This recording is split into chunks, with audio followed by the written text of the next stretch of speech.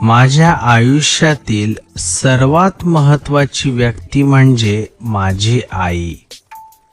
आई हा शब्द उच्चारताच प्रेम, माया, त्याग आणि कष्ट यांची आठवण येते.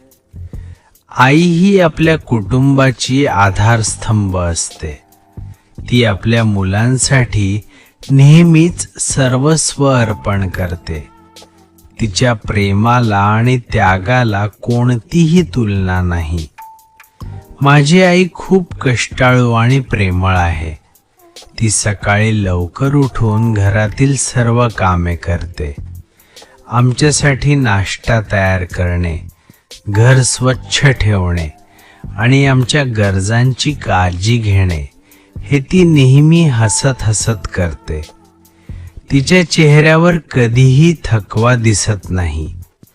ती आमच्या आनंदातच स्वतःचा आनंद शोधते. आई माझी पहिली शिक्षिका आहे.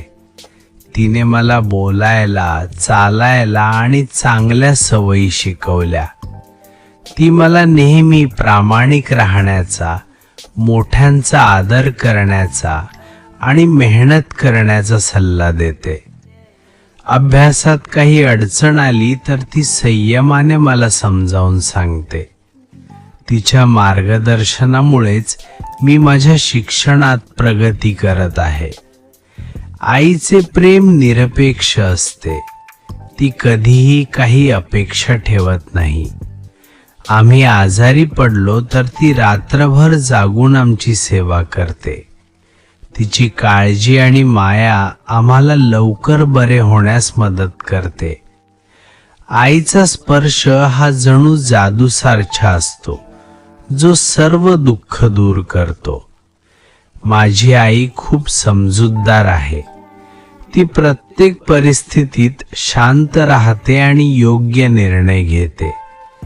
घरातील प्रत्येक सदस्याला ती समान प्रेम देते. तिच्या सहनशीलतेमुळे घरात नेहमी आनंदाचे वातावरण असते. आईमुळेच आमचे घर एकत्र आणि सुखी आहे. आई आपल्यासाठी खूप त्याग करते. स्वतःच्या इच्छा बाजूला ठेवून ती आपल्या मुलांच्या आनंदासाठी जगते. तिच्या या त्यागाची परतफेड आपण कधीच करू शकत नाही.